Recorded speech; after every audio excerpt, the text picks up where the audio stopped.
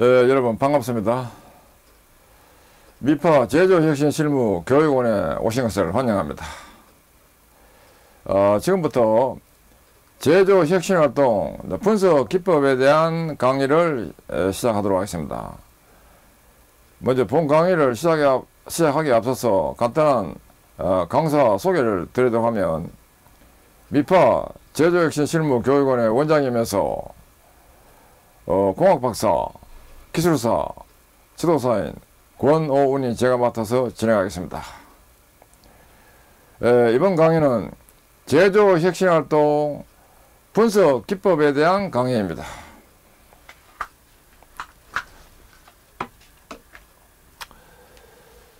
본 강의는 제조혁신활동 분석 기법에 대한 문제 참원인 도출, 외외 분석 추진 실무에 대한 강의로서 첫 번째에 대한 강의입니다.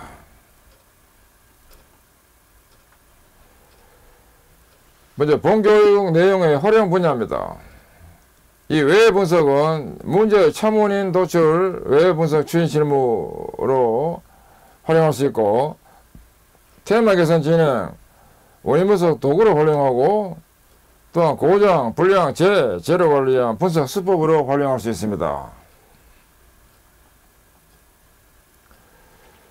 내용 구성 및 목차에 대해서 보면, 첫째, 외외 분석 기초로 되고, 두 번째는 외외 분석 준비, 그 다음에 외외 분석의 두 가지 유형, 그리고 외외 분석의 진행 방법, 그리고 외외 분석 사례 및 양식으로 구성되어 있습니다.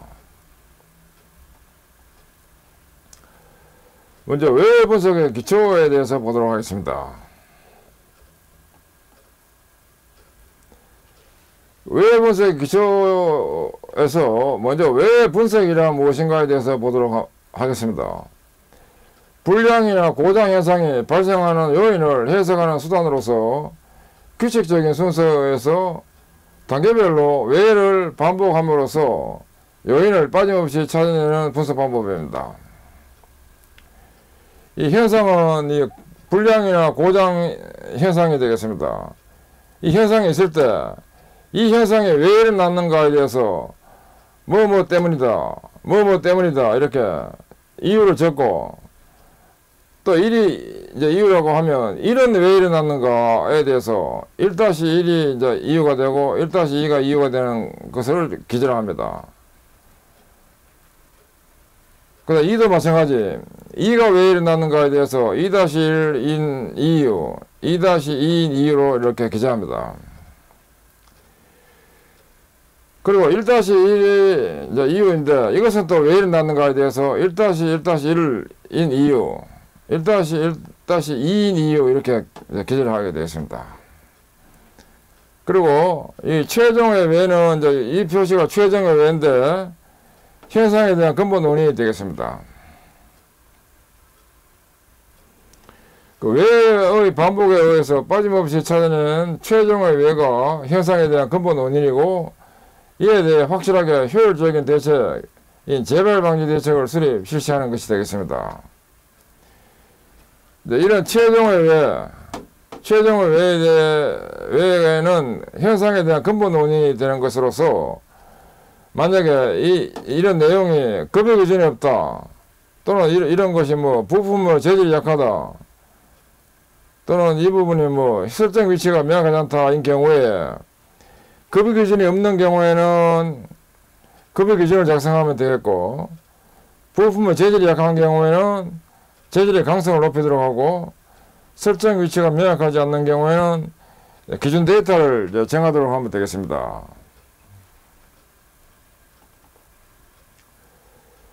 외외 분석 기초 중에서 종래의 사고와 외외 분석의 차이점입니다. 이 종래의 사고방식은 현상이 발생하면 자기 경험을 바탕으로 원인을 찾습니다. 그리고 자신의 지식과 경험이 부족할 경우 정확한 원인을 밝혀내지 못합니다. 이 종래의 사고방식을 또 예를 들어서 구체적으로 보면, 어떤 현상인 결과에 대해서 이 현상이 왜 일어났는가에 대한 분석 대책 수립을 해서 원인이 대책으로 연결되도록 하는 데 있어서 그 현상에 대한 대책을 원인을 찾아서 대책을 하는 데 있어서 먼저 의문을 느끼는데 지식과 경험을 기초로 사고를 합니다. 그런 다음에 원인이 지식과 경험 속에 있는 경우에는 원인이 판단이 됩니다. 한편 원인이 지식과 경험 속에 없는 경우에는 추정을 하거나 원인 불명이 됩니다. 추정을 해서 원인이 우연히 맞춰지는 경우와 그리고 틀린 원인을 찾는 경우가 생길 수 있는 겁니다. 그래서 그 종래 사고 방식에 따라서 자기 경험을 바탕으로 해서 이제 문제에 대한 그 원인 추구를 할 때는 이 틀린 원인을 찾든가 또는 원인 불명이 생길 수도 있다 이겁니다. 그렇기 때문에 이제 이 방식에서 그 탈피해 가지고 외회 분석 이것은 외를 5회 이상 반복함으로써 목적과 수단 또는 원인과 결과 이 관계를 계통적으로 철저하게 추구할 수 있다 하는 것이 장점입니다. 그 다음 외회 분석 기초로서 외회 분석의 사고입니다. 그 외와 어디를 혼동하지 말아야 합니다. 고장이 어느 부품에서 발생했는가가 중요한 것이 아니고 왜 그 부품이 고장을 일으켰는가를 파악하는 것이 중요합니다. 그리고 두 번째, 원인을 찾기 전에 먼저 요인을 명확히 합니다. 그 다음 외회 분석 준비로서 문제의 층별화와 사실적 현상 파악입니다. 그 눈에 보이는 범위 내에서 현상의 사실을 명확히 합니다. 그리고 문제가 발생한 부위나 장소나 시간대, 시기, 발생 빈도, 량, 종류, 상태 등의 사실을 정확하게 합니다. 그리고 동일한 문제를 층별화하여 현상을 구분합니다. 그리고 현장에서 현물을 보면서 층별화를 합니다. 현상의 사실적 파악의 예입니다. 요거 현상의 사실을 명확한다. 요거 관계됩니다. 그 론의 온도가 높다 이런 표현은 좋지 않습니다. 이 대신에 론의 온도가 규정치보다 50도 높다. 그리고 론의 온도가 반복적으로 상승해서 기준치를 초과한다 등 구체적으로 이렇게 해야 됩니다. 그 다음 A 제품의 불량이 높다가 아니고 A 제품의 공공부위의 그 플러스 0.03mm 불량이 동적에 이게 뭐 1000ppm이다 등 그 다음에 A 제품의 공공부위의 진원도 불량이 공공호기에서 2%다 등 구체적으로 이렇게 파악한다 이겁니다. 품질 교체 소요시간이 많다가 아니고 품질 교체 중에 치구의 분해 조립 소요시간이 길다 또는 교체 후에 공공품질 확보를 위한 공공부의 조정시간이 길다 등 이렇게 구체적으로 한다 이겁니다. 표준 색상과의 차이 분량이 많다가 아니고 길이 방향의 색상이 점차 변화한다. 그리고 폭방향 색상이 공공미터마다 차이가 발생한다 등으로 구체적으로 이렇게 한다 하는 겁니다. 구체적으로 사실적으로 한다 이겁니다. 그 다음 외부분석 준비 중에서 문제의 구조와 기능과 그리고 업무 흐름 이해입니다. 그래 문제를 해결하려면 그 구조와 기능, 그 업무 흐름 이런 걸 잘 알아야 해결이 됩니다. 먼저 기계의 경우에 문제를 일으키는 부위의 구조와 기능을 정확하게 이해합니다. 이와 관련해서 연관 부품의 연결 구조를 파악하고, 그다음 현장에서 설비의 구조를 스케치하고, 그 도면, 취급 설명서, 카탈로그 등을 활용해서 구성 부품의 구조와 역할을 이해하도록 하는 것들이 필요하다고 볼 수 있습니다. 그다음 업무인 경우에는 업무의 흐름이나 절차 등을 정확하게 파악하고 이해하도록 합니다. 그리고 세 번째, 외 분석을 수행할 팀원이 공통적으로 알고 있는 지식 이외에도 전문적인 기술이나 업무 능력을 조화롭게 활용할 수 있게 합니다.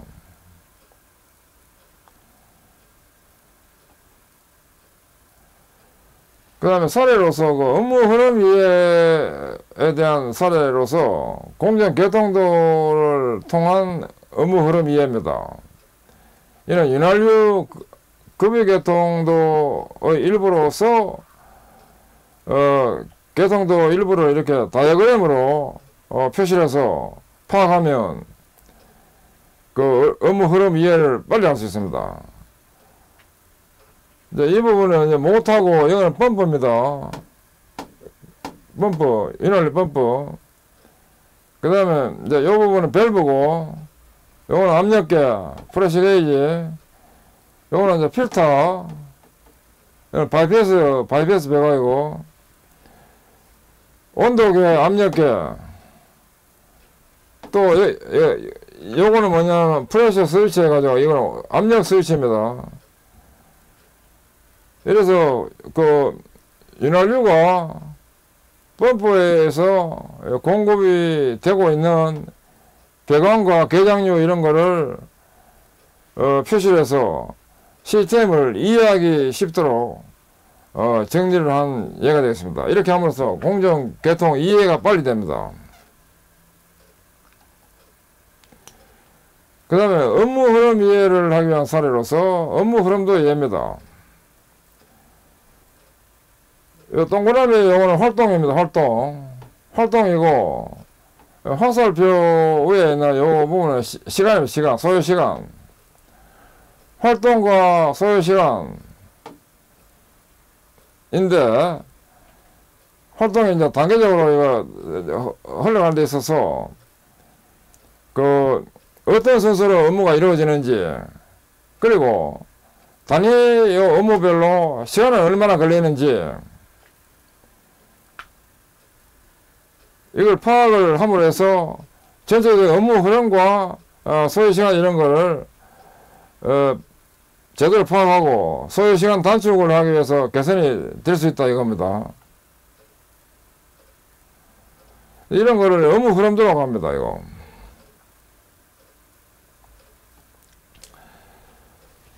그 유형 1인 본연의 모습에 의한 분석에 대한 사례입니다.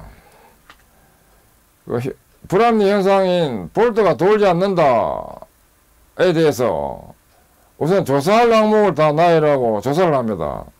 볼트 머리에 찌그러진 발생, 그 다음에 볼트와 판이 녹발생, 그리고 볼트와 판의 접촉 불량, 그리고 스패너와 볼트의 사이즈 불량, 스패너의 토크 불량, 토크 불량, 이 GM을 토크라고 합니다.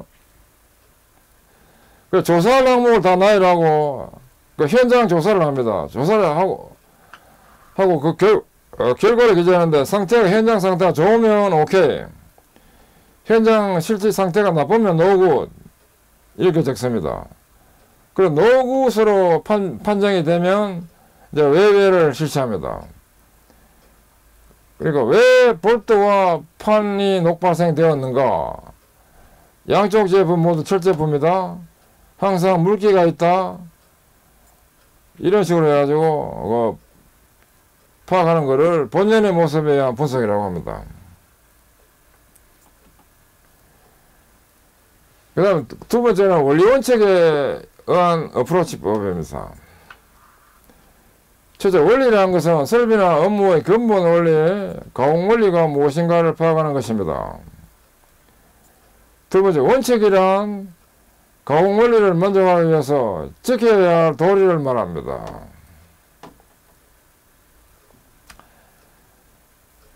세 번째, 외 분석을 수행하는 경우에 원리 원칙에 의한 분석을 한다는 것은 요인의 단계별 원리 원칙을 파악하고 또 그것을 현장에서 조사해서 입에되는 것을 찾아서 그 근본에 대한 원인을 찾아가는 것입니다. 그리고 가공원리란 상대성에 의한 가공을 전제로 하므로 가공점을 형성하는 요소를 체계적으로 열거해 나가면 용이하게 해결할 수도 있습니다. 가공점이라는 것은 제품이 실제로 만들어지는 그 포인트, 그걸 가공점이라고 합니다. 본인의 모습에 의한 접근보다는 보다 체계적이지만 원리원칙 사고를 갖게 하기 위한 훈련과 노력은 필요합니다. 또 이 방식을 통해서 분석을 하면 요인의 누락을 방지할 수 있습니다. 그 유형 두 번째, 유형 2에 대한 사례입니다. 원리 원칙에 의한 분석의 사례로서 현상인 볼트가 돌지 않는다에 대해서 현장 조사를 해보니까 볼트에 걸리는 토크보다 볼트와 판 사이에 저항이 불량하다 하는 이런 문제점이 있는 경우에 이제 이것을 대상으로 해가지고 볼트에 걸리는 토크보다 볼트와 판 사이에 저항이 불량하다 에 대해서 왜 이 현상이 일어났는가? 볼트에 걸리는 토크가 너무 작기 때문이다. 또 볼트와 판 사이의 저항이 너무 크기 때문이다 등으로 해가지고 이제 이유를 적습니다. 또 왜 이래 있는 이 이유에 대해 가지고 이걸 대상으로 왜 볼트에 걸리는 토크가 너무 작은가? 뭐 때문이다 했어서 뭐 때문이다. 왜 이는 볼트와 스패너의 접촉 면적이 적기 때문이다. 스패너에 주는 힘이 적다 등이 되면 왜 볼트와 스패너의 접촉 면적이 적은가? 스패너가 볼트보다 크기 때문이다. 볼트 머리가 둥글게 찌그러졌기 때문이다 등으로 해가지고 이렇게 이제 파악이 된 기록을 적습니다. 스패너에 주는 힘이 적다는 완력이 부족하다. 그다음 볼트와 판 사이의 저항이 너무 크다에 대해서는 볼트와 판이 달라붙어 있다. 달라붙어 있기 때문이다. 볼트가 앞나사 부분에 끼어 있기 때문이다. 그리고 볼트와 판이 왜 달라붙어 있는가? 도료의 대표이기 때문이다. 볼트와 판이 녹슬어 있기 때문이다. 볼트가 앞나사에 끼어 있다에 대해서는 볼트가 굽어 있다. 그 다음에 볼트가 비스듬하게 들어가 있다 등으로 해가지고 구체적으로 이렇게 원리원칙에 입각해가지고 파악하는 방법이 바로 원리원칙에 의한 분석 사례입니다.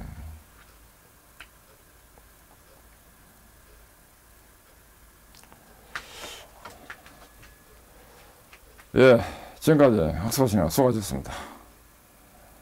감사합니다.